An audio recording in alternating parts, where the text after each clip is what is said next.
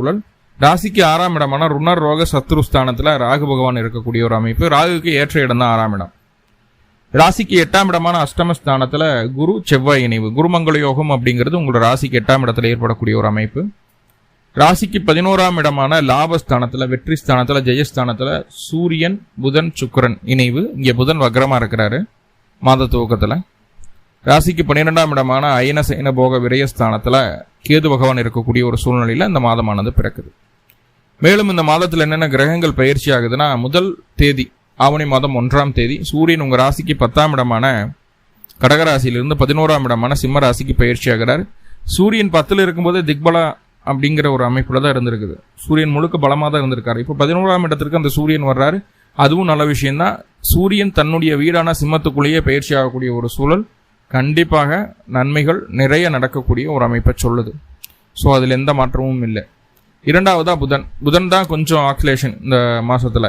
என்ன அப்படின்னு பார்த்துட்டிங்கன்னா, ஆவணி 6ஆம் தேதி சிம்மத்திலிருந்து கடகத்துக்கு வக்ர பயிற்சி ஆகிறாரு. இந்த புதன் பகவான் வக்ர பயிற்சி ஆகிறது ரொம்ப ரேருங்க. சீக்கிரமெல்லாம் நடக்காது. ரொம்ப நாளும் அந்த வக்ரமாகி ரொம்ப நாளும் வக்ரமாக இருக்க மாட்டார் புதன். ஸோ அப்படிப்பட்ட புதன் பகவான் வக்ர பயிற்சி ஆகுது சிம்மத்திலிருந்து கடகத்துக்கு. பின்னோக்கி நகர்தல் அப்படிங்கிறதுக்கு பேர். ஆவணி 6ஆம் தேதி 22/8/2024 அன்னைக்கு. ஆவணி 12ஆம் தேதி புதன் வக்ர நிவர்த்தி அடைகிறார் கடகத்தில். ஆவணி 19ஆம் தேதி மறுபடியும் புதன் கடகராசியிலிருந்து சிம்ம ராசிக்கு பயிற்சி ஆகிறார் நேர்கதியில். இப்போ புதன் மாத தூக்கத்தில் வக்ரமாக இருக்குது, வக்ர பயிற்சி ஆகுது, வக்ர நிவர்த்தி அடையுது, மறுபடியும் சிம்மத்துக்குள்ளேயே நேர்கதியில் பயிற்சியும் நடக்குது. இத்தனை விஷயங்கள் புதன் அப்படின்னு சொல்லக்கூடிய கிரகத்துக்கே நடக்குது. இதனால என்னென்ன மாற்றங்கள் துளாராசிக்கு நடக்குது? ஏன்னா துளாராசிக்கு புதன் பாக்யஸ்தானாதிபதி, தெய்வ அனுகரித்து தரக்கூடிய கிரகம், வளர்ச்சியை தரக்கூடிய கிரகம், பெயர் புகழ் அந்தஸ்து தரக்கூடிய கிரகம். அதே நேரத்தில் விரயத்திற்கும் அவர் தான். அயன சைன போக விரயஸ்தானத்திற்கு அவர் தான். ஸோ இந்த முக்கியமான 2 பாவங்களுக்கு அதிபதியாக இருக்கக்கூடிய கிரகம் இவ்வளவு மாற்றங்களை ஏற்படுத்தும் போது என்னென்ன சம்பவங்கள் நடக்க இருக்கு அப்படிங்கிறத பார்க்க போறோம். அதுக்கப்புறம் ரொம்ப முக்கியமான விஷயம், இந்த வீடியோவோட டைட்டிலே அதை கொடுத்துருப்பேன். நீச்சம் பெற்ற சுக்கிரன், நீச்சம் பெறக்கூடிய சுக்கிரன் நீச்சம் பெறும் காலம் அப்படிங்கிற மாதிரியான டைட்டில் கொடுத்துருப்போம். உங்களுடைய ராசி அதிபதிங்க சுக்கிரன். துளாராசிக்கு அதிபதியே சுக்கிர பகவான் தான். வரக்கூடிய ஆவணி மாதம் 8ஆம் தேதி 24/8/2024 அன்னைக்கு சுக்கிர பகவான் உங்க ராசிக்கு 11ஆம் இடமான லாபஸ்தானத்திலிருந்து 12ஆம் இடமான விரயஸ்தானத்துக்கு பயிற்சி ஆகிறார். கன்னிக்குள்ள சுக்கிரன் வர்றார். கன்னியில சுக்கிரன் நீச்சம். சுக்கிரன் நீச்சம் அடைகிறது மட்டும் கிடையாது, கூடவே கேது அப்படின்னு சொல்லக்கூடிய கிரகம் இருக்கு. கேது கூடயும் இணையுது. இது நல்ல விஷயமா சார்னா கண்டிப்பா நல்ல விஷயம் கிடையாது. ராசி அதிபதி பலவீனப்படுறது நல்ல விஷயம் கிடையாது. கேது கூட இணைகிறது அதை விட பாதிப்பு தான்.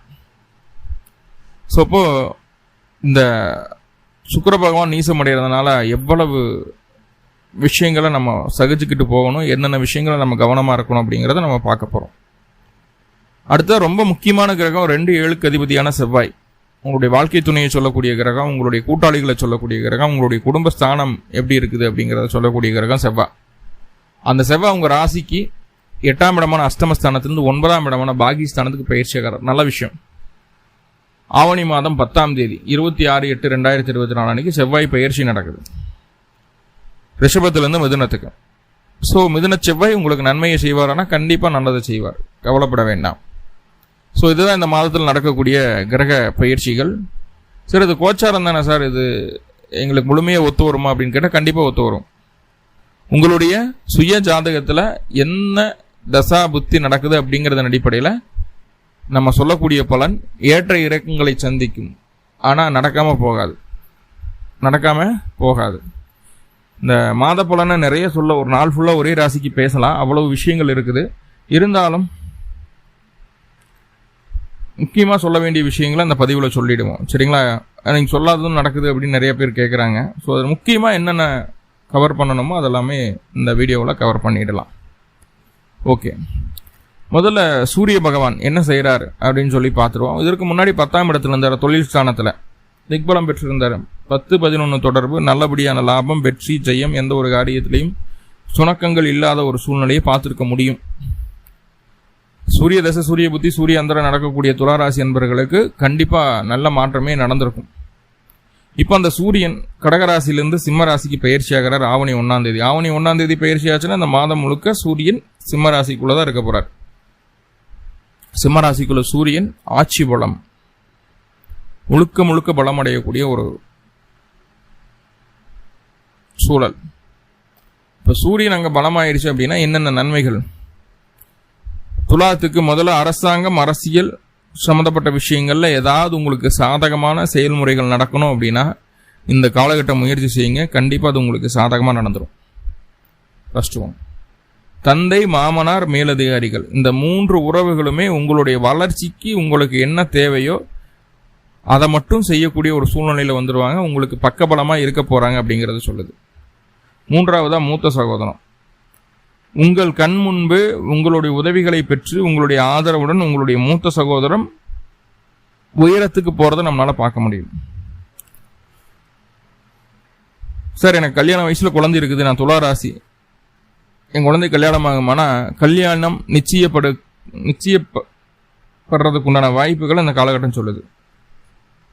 இந்த காலகட்டம் கண்டிப்பா சொல்லுது, இல்லை மாற்றம் இல்லை.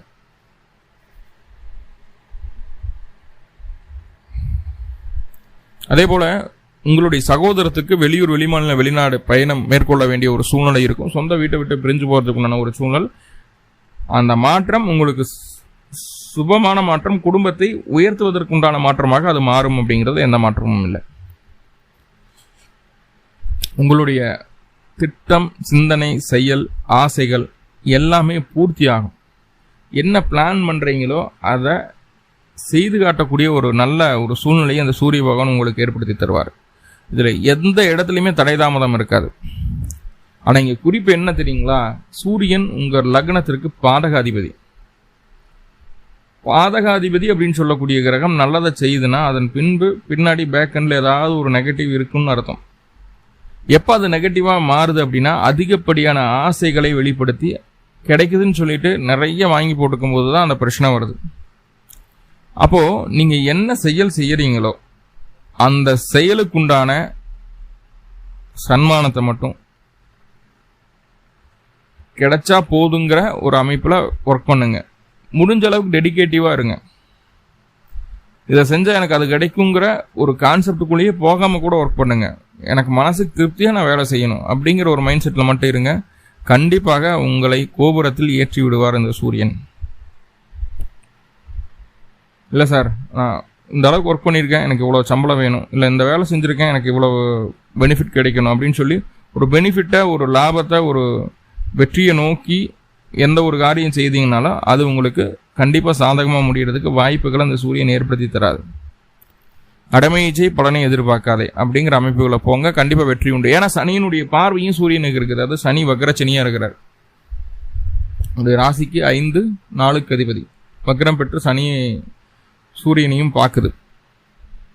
சூரியனை சனி மட்டும் பார்க்கலங்க. ஆவணி மாதம் 10ஆம் தேதி முதல் 10 நாட்களுக்கு செவ்வாயினுடைய பார்வையும் சூரியனுக்கு இருக்குது. அப்போ அதீதமான கோபம், ஆக்ரோஷம், நினைச்ச விஷயம் கிடைக்கல, நடக்கல அப்படின்னா ரொம்ப ரொம்ப ஈகோவா, ரொம்ப தலைகணமா நடந்துக்கக்கூடிய ஒரு அமைப்புகளை சொல்லுது. ஸோ கவனம் தேவை. பொது ஜன மத்தியில் உங்களுக்கு உண்டான அங்கீகாரம் கிடைக்கும். அரசாங்க அரசியல் இருக்கக்கூடிய நபர்களாக இருக்கிறீங்கன்னா ஒரு தலைமை பதவியெல்லாம் கிடைக்கிறதுக்கு வாய்ப்புகள் இருக்குது. டெம்பரவரியாக கூட கிடைக்கலாம். இல்லை கம்பெனியில் ஒர்க் பண்ணிட்டு இருக்கீங்கன்னா உங்களுக்கு மேலே இருக்கக்கூடிய லீடு இல்லாமல் போயிடுவாங்க. ஸோ அந்த அவர் செய்த வேலையை நீங்கள் எடுத்து வழிநடத்துகிற மாதிரியான ஒரு சூழ்நிலை ஏற்பட்டுரும். ஏதோ ஒரு வகையில் வளர்ச்சி, முன்னேற்றம் உண்டாகும். அதில் மாற்றம் இல்லை. குழந்தைகளுக்கு திருமணம் நடக்கும் அப்படின்னு சொல்லியிருக்கேன் இல்லையா? குழந்தைகளுடைய திருமண வாழ்க்கையில் ஏதாவது பிரச்சனைகள் இருந்ததுன்னா அந்த பிரச்சனைகள் சரியாகும், சரி செய்யப்படும். அரசாங்க ஈடுபாடுடைய ஒரு நபர் அந்த பிரச்சனைகளை சரி செய்வதற்காக வீடு தேடி வருவார் அப்படிங்கறத சொல்லுது. ஹோமம், பூஜைகள், புனஸ்காரங்கள் எல்லாம் கலந்துக்கிடுவீங்க. தெய்வ அனுகிரகம் பூர்ணமாக கிடைக்கக்கூடிய ஒரு அமைப்பா இருக்குது. ஸோ இது எல்லாமே சூரியன் 11ஆம் இடத்துல இருக்கிறதுனால இத்தனை நல்ல விஷயங்களா நம்ம சொல்லிட்டு இருக்கோம். ஆனா இங்க குறிப்பிட்டு நம்ம கவனிக்க வேண்டிய விஷயம் என்ன அப்படின்னா, முதல்ல சூரியன் சனியினுடைய பார்வையில் இருக்குது. ஆனால் சனி இந்த லக்னத்துக்கு கெடுதலை செய்ய மாட்டார். அப்படிங்கும்போது சனியினுடைய பார்வை கண்டிப்பா நல்லதை தான் செய்ய போகுது. ஆனா ரொம்ப கவனிக்கப்பட வேண்டிய விஷயம் என்னன்னா, ஆவணி மாதம் 8ஆம் தேதி 24/8/2024 அன்னைக்கு அந்த சுக்கிர பகவான் ராசிக்கு 11ஆம் இடத்திலிருந்து 12ஆம் இடமான கன்னி ராசிக்குள்ள பயிற்சி ஆகிறார். கண்ணில ஆல்ரெடி கேது இருக்குது. சூரியன் அப்படின்னு சொல்லக்கூடிய கிரகம் சூரியன் அப்படின்னு சொல்லக்கூடிய கிரகம் சிம்மத்தில் இருக்கிற வரைக்கும் எந்த பிரச்சனையும் இல்லை. முதல் 10 நாட்களுக்கு எந்த பிரச்சனையும் இல்லை. அந்த சுக்கிரன் ராசிக்கு 12ஆம் இடமான அயனசேன போகஸ்தானத்துக்கான பயிற்சிகளை செய்யும் போது அங்கே கேது கூட சுக்கிரன் இணையும் போது பெரிய பாதிப்புகளை ஏற்படுத்தும். ஏன்னா உங்களுடைய ராசி அதிபதி கேதுவோட இணைறது மட்டும் இல்லாமல் கண்ணியில் அந்த சுக்கிரன் நீசமாகுது. இந்த வீடியோவோட டைட்டிலே அதான் கொடுத்துருப்பேன், சுக்கிரன் நீசம் பெறும் காலம் அப்படின்னு. இது யாருக்கு அதிகமான பாதிப்பை தருதோ இல்லையோ கண்டிப்பாக துலா ராசி அன்பர்களுக்கு அதிகப்படியான பாதிப்பு உண்டு, துலாத்துக்கும் ரிஷபத்துக்குமே. ஸோ இதுலேருந்து நம்ம எப்படி ரெக்கவர் ஆகிறது, முதல்ல என்ன பண்ணும் இந்த நீச்ச சுக்கிரன் அப்படின்னு சொல்லி பார்த்துட்டோம்னா, பெண்கள் கிட்ட கவனமாக இருக்கணும். பெண்கள் மூலமாக ஏதாவது பொருளாதார ரீதியான அமைப்புகளில் உங்களுக்கு உதவிகள் கிடைக்குது அப்படின்னா அதை நிராகரிக்கிறது பெட்டர் சாய்ஸ் அப்படின்னு நான் சொல்லுவேன். இல்லைன்னா ஏதோ ஒரு வகையில் சிக்கிடுவோம் நம்ம. இப்போ பெண்கள்கிட்ட உதவி கேட்குறதோ, பெண்களோட நெருங்கி பழகிறதோ, பெண்கள்கிட்ட பேச்சுவார்த்தைகளை வச்சுக்கிறதோ கொஞ்சம் கம்மி பண்ணிக்கோங்க. உங்கள் மேலே தப்பு இருக்காதுங்க ஐயா. ஆணாக இருந்தாலும் பெண்ணாக இருந்தாலும் உங்களுக்கு பொருந்தும். எல்லா துளாராசி என்பர்கள் மேலேயும் தப்பு இருக்காது. ஏன்னா ராசிக்கு திரிகோணத்தில் சனி பகவான் இருக்காருன்னா தப்பு இருக்காது. ஆனால் மற்றவர்கள் செய்த குற்றத்தை நீங்கள் ஏற்றுக்கொள்ளும்படியாக மாறிவிடும். எப்போ பெண்ணை நம்பி எந்த காரியம் செய்தாலும் பழி வரும், வீண் பழி வரும் அப்படிங்கிறத சொல்லுது. எதிர்பார்த்துட்டு இருந்தால் ESI amount, PF amount, insurance amount இதெல்லாம் தாமதமாக உண்டான ஒரு சூழலை சொல்லுது. இல்லைன்னா நீங்கள் எதிர்பார்த்த அளவுக்கு அமௌண்ட் கிடைக்காம போகும். இந்த காலகட்டம் அதற்குண்டான அப்ளை செய்கிறீங்க, இன்சூரன்ஸ் கிளைம் பண்ணுறீங்க, இல்லை இஎஸ்ஐ பிஎஃப் கிளைம் பண்ணுறீங்க, அந்த அமௌண்ட் உங்களுக்கு கைக்கு சேரணும்னு நினைக்கிறீங்க, அதுக்காக அப்ளை பண்ணிங்கன்னா கண்டிப்பாக அது நீங்கள் அந்த பணத்தை கையில் திருப்பி வாங்குறதுக்கு ரொம்ப நாள் ஆகிடும். இழுத்து களை வச்சிடும், ரொம்ப டைம் எடுத்து தான் கிடைக்கும். ஸோ ரொம்ப கவனம். இப்போ அந்த விஷயத்துக்குள்ளே போக வேண்டாம் அப்படிங்கிறதுல மைண்ட் செட் பண்ணிக்கோங்க. அடுத்ததாக இந்த சுக்கிர பகவான் வேறு என்ன செய்கிறார் அப்படின்னு பார்த்துட்டா, உங்கள் மேலே இருக்கக்கூடிய நம்பிக்கையை அவர் கெடுப்பார். என்னால் இது பண்ண முடியும், நான் செய்திருவேன் அப்படின்ற நம்பிக்கை போய் இதெல்லாம் யாருப்பா பண்ணுறது, நம்மளால இதெல்லாம் முடியுமா, சிவனேன்னு இருக்கிற வேலையை செஞ்சுட்டு சிவனேன்னு இருப்போம். தேவையில்லாத விஷயங்களுக்குள்ளே உள்ளே போயிட்டு நம்ம பேரை, நம்மளுடைய கையில் இருக்கக்கூடிய முதலீடுகளை கெடுத்துக்க வேண்டாம் அப்படின்னு நினைக்க வைக்கும். நம்மளை பற்றின தவறான வதந்திகள் பரப்புறது மட்டும் இல்லாமல் உங்களுக்குள்ளேயே ஒரு இன்ஃபீரியாரிட்டி காம்ப்ளெக்ஸை உருவாக்கிடும் அந்த சுக்கிரன். ஸோ அப்போ அதுலேருந்து வெளியே வரணும். இதுக்கு ஒரு பெஸ்ட்டு மருந்து என்ன தெரியுங்களா? மெடிடேஷன் தான், தியானம் தான். ஸோ கண்டிப்பாக துளாராசி என்பர்கள் இந்த மாதம் கண்ண மூடி ஒரு 10 நிமிஷமாவது உட்காருங்க. தினமும் ஒரு 10 நிமிஷமாவது உட்காருங்க. ஆனால் இங்கே என்ன சொல்ல வருது அப்படின்னா, அந்த சுக்கிரன் கேதுவோடு இணைகிறதுனால உங்கள் கூட இருக்கக்கூடிய நபர்கள் யார் யார் நல்லவர்கள், யார் யார் கெட்டவர்கள், யாருக்கிட்ட எப்படி பேசணும், எப்படி பழகணும், எந்த நோக்கத்தோடு உங்கள்கிட்ட பேசுகிறாங்க பழகிறாங்க அப்படின்னு சொல்லி நம்ம கிட்ட இருக்கக்கூடிய மனிதர்களுடைய A to Z ஹிஸ்ட்ரியை நம்மளால் எடுக்க முடியும். துல்லியமாக கால்குலேட் பண்ணிடுவோம் இந்த காலகட்டம். ஸோ இது என்ன செய்யுதுன்னா, இந்த சுக்கிரன் நீச்சம் என்ன செய்யுது அப்படின்னா, சுக்கிரன் நீச்சம் பெற்றதுக்கப்புறம் உடனே ஆட்சி ஆகிடுவார் துலாத்தில். அப்போது நீச்சம் பெறக்கான காரணம் என்ன, உங்ககிட்ட யார் யாரெல்லாம் உண்மையாக இருக்கிறாங்க, யார் யாரெல்லாம் உங்களுக்கு சப்போர்ட் பண்ணுறாங்க, யாருக்கிட்ட எப்படி பேசணும், என்ன பண்ணணும், யாரை தள்ளி வைக்கணும் அப்படிங்கிற எல்லா விதமான விவரங்களையும் இந்த காலகட்டம் காட்டி கொடுத்துருக்கு. வாழ்க்கைக்கு தேவையான மிக முக்கியமான நல்ல பாடங்களை துளாராசி என்பவர்கள் கற்றுக்கொள்ளப் போகிறீர்கள் அப்படிங்கிறது சொல்லுது சுக்கிரனுடைய அமர்வு. அப்போது ஆவணி மாதம் 8ஆம் தேதியிலிருந்து ஆவணி மாதம் முடிகிற வரைக்கும் சுக்கிரன் நீசமாக தான் இருக்க போகிறார், கேது கூட தான் இருக்க போகிறார். ஸோ புரிஞ்சு நடந்துக்கோங்க, கொஞ்சம் கோபத்தை கண்ட்ரோல் பண்ணிக்கிறது நல்லது. ஓகே, அடுத்ததாக புதன் அப்படின்னு சொல்லக்கூடிய கிரகம் என்ன செய்யுதுன்னு பார்த்தலாம். உங்களுடைய ராசிக்கு 9, 12க்கு அதிபதிங்க புதன். முதல்ல இந்த மாத தூக்கத்தில் புதன் வக்ரமாக இருக்கிறாரு 11ஆம் இடத்துல லாபஸ்தானத்தில் புதன் வக்ரமாக இருந்து ராசிக்கு 10ஆம் இடமான கடகராசிக்குள்ளே பயிற்சி ஆகிறார். ஆவணி மாதம் 6ஆம் தேதி 22/8/2024 அன்னைக்கு கடகத்துக்குள்ளே போகிறார். 9ஆம் அதிபதி 10ல்.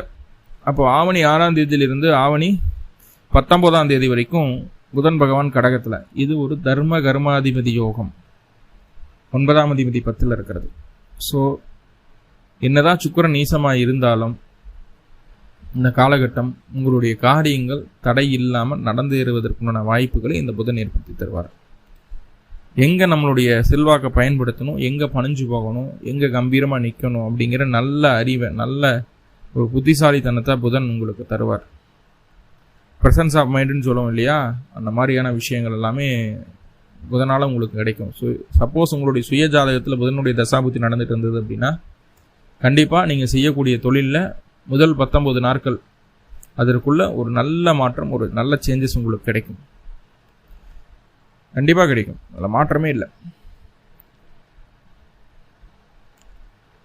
அதே போல் மேலதிகாரிகள் சாதகமாக இருக்கக்கூடிய ஒரு அமைப்பு, அவர்கள் மூலமாக நல்ல ஒரு வருமானமும் நல்ல ஆதாயம் உண்டாகக்கூடிய ஒரு சூழ்நிலையை சொல்கிறது. பொறுப்புகள் கொஞ்சம் அதிகரிக்குங்க வேலை செய்யக்கூடிய நபர்களுக்கு.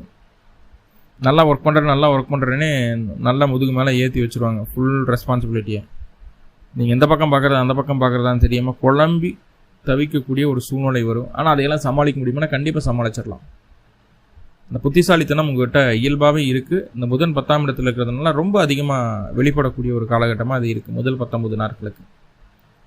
அதே போல் தொழில் சார்ந்து புதுசாக இன்வெஸ்ட்மெண்ட் எதுவும் செய்யக்கூடாது. இன்வெஸ்ட்மெண்ட் செய்யும்போது அது தேவையில்லாத அலைச்சலையும் டென்ஷனையும் ப்ரெஷரையும் விரைய செலவுகளையும் கொடுத்துரும். அலைச்சல் ஆகிறது, டென்ஷன் ப்ரெஷர் ஆகிறதெல்லாம் சகது தான். செலவு விரைய செலவு ஆகும்போது அதை சமாளிக்கிறதுக்கு நம்மகிட்ட எக்கனாமிக்கல் பொசிஷன் எப்படி இருக்குதுங்கிறத பார்த்துட்டு மற்ற முடிவுகளும் எடுத்துக்கிறது நல்லது. அப்போ தொழிலை புதுசாக எக்ஸ்டெண்ட் பண்ணுறதோ இல்லை வேறு பக்கம் பிரான்ச் போடுறதோ பெருசாக இன்வெஸ்ட்மெண்ட் பண்ணுறதோ வேண்டாம் அப்படிங்கிறத புரிஞ்சுக்கணும். ஓகே, புதன் எகைன் 11ஆம் இடத்துக்கு வர்றாரு. எப்போது? ஆவணி மாதம் 19ஆம் தேதி 4/9/2024 அன்றைக்கி நேர்கதியில் வர்றாரு. புதன் 11ஆம் இடத்துக்கு வர்றதும் நல்லது தான். உங்களுடைய செல்வாக்கை சரியாக பயன்படுத்தி எங்கே எதை சொல்லணும், எங்கே எதை செய்யணும் அப்படிங்கிறதெல்லாம் பக்கா பிளான் பண்ணி அதை செய்திருவீங்க. அதில் மாற்றம் இல்லை. 9ஆம் அதிபதி 11 இருக்கிறதுனால மேலதிகாரிகள் சப்போர்ட் கிடைக்கும். அதே நேரத்தில் உங்களுடைய காரியங்கள் உங்களுடைய நூதனமான புத்தியினால், நூதனமான புத்தின்னு சொல்ல முடியாது, என்ன சொல்கிறது, சாதுரியமான புத்தியினால் உங்களுக்கு தேவையான காரியங்கள் உங்களுக்கு சாதகமாக நடந்திடக்கூடிய ஒரு சூழ்நிலையை தான் சொல்லுது. என்னதான் புதன் வக்ரமானாலும் வக்ர பயிற்சி ஆனாலும் புதன் நின்ன வீடு 10ஆம் இடமும் 11ஆம் இடமும் அது துலாத்திற்கு எந்த விதத்திலையும் பாதிப்பு தராது. சில நேரங்களில் தந்தைக்கு மருத்துவ செலவுகளை ஏற்படுத்தக்கூடிய ஒரு அமைப்பாக மாறும். சின்னதான மருத்துவ செலவுகள் முன்பு இருந்தது போல பெரிய செலவுகள் எதையும் கொடுக்காது அப்படிங்கிறத ஸ்ட்ராங்காக சொல்லிடலாம். இப்போ புதன் அப்படின்னு சொல்லக்கூடிய கிரகம் 9ஆம் இடத்துலையும் 10ஆம் இடத்துலையும் 11ஆம் இடத்துலையும் மாறி மாறி அமர்றது, அதை 9ஆம் அதிபதி 10லையும் 11லையும் மாறி மாறி அமர்வது சுபமே, நெகட்டிவ் கிடையாது. என்ன சில நேரங்களில் தொழில் அலைச்சலும் டென்ஷனும் கொடுக்கும், ஆனால் அதுக்கப்புறம் நல்லா ரெக்கவரி கொடுத்துரும். ஸோ ஒன்றும் பிரச்சனை கிடையாது. ஸோ அடுத்ததான் ரொம்ப ரொம்ப முக்கியமான கிரகம் செவ்வாய், 2/7க்கு அதிபதி. இதுவரைக்கும் 8ஆம் பாவத்தில் இருந்தார். ஆவணி மாதம் 10ஆம் தேதி 26/8/2024 அன்னைக்கு அந்த செவ்வாய் பகவான் ராசிக்கு 9ஆம் இடத்துக்கு பயிற்சி ஆகிறாரு. 2ஆம் அதிபதி 9ல். உங்களுடைய பேச்சுக்கு நல்ல மரியாதை கிடைக்கும். வாக்குபலம் நல்ல அமைப்புகள் இருக்கும். பேச்சை தொழிலாக வைத்து ஜீவனம் செய்யக்கூடிய அத்துணை நபர்களுக்கும் இந்த மாதம் ரொம்ப ரொம்ப நல்ல மாதம். பேச்சு தொழிலாக செய்கிறது என்ன? ஒன்றும் அஸ்ட்ராலஜராக இருப்பாங்க, வக்கீலாக இருப்பாங்க, மார்க்கெட்டிங் பீப்புளாக இருப்பாங்க, பாடகர், ஸ்டோரி டெல்லர், இந்த மாதிரி தன்னுடைய பேச்சு தான் மூலதனமாக இருக்கும் அவங்களுக்கு. ஸோ அவங்களுக்குலாம் இந்த காலகட்டம் ரொம்ப சூப்பராக இருக்க போகுது. சொல்ல காப்பாற்றணும்னு நினைப்பீங்க. ஆனால் கணவன் மனைவிக்குள்ள சின்னதாக கருத்து வேறுபாடுகள் வரும். ஏன்னா 7ஆம் அதிபதியான செவ்வாய் ராசிக்கு 9ஆம் இடத்துக்கு பயணிக்கிறது அப்படிங்கிறது வந்து 3வது மனிதர்கள் மூலமாக தேவையில்லாத கருத்து வேற்றுமைகள் வரும். நீங்கள் ஒன்று சொல்ல அவங்க ஒன்று சொல்ல தேவையில்லாத சங்கடங்கள் வரும். ஸோ அப்போ 3வது மனிதர்களை குடும்பத்துக்குள்ள விடாமல் எந்த விஷயமா இருந்தாலும் நீங்கள் 2 பேரும் டிஸ்கஸ் பண்ணிக்கோங்க. கணவன் மனைவியாக டிஸ்கஸ் பண்ணிக்கிறது நல்லது.